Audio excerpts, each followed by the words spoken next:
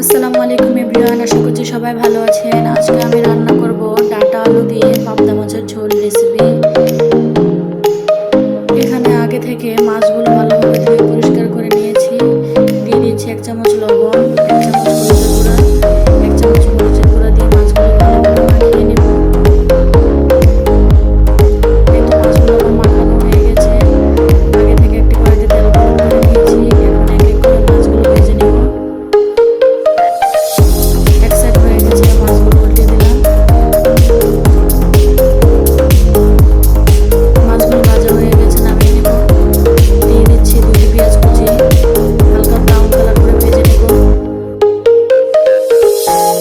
1 চামচ আদা বাটা, 1 চামচ রসুন বাটা দিয়ে দিচ্ছি।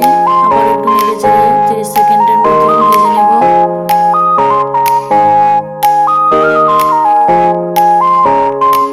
অল্প একটু পানি দিয়ে দিচ্ছি পরিমাণ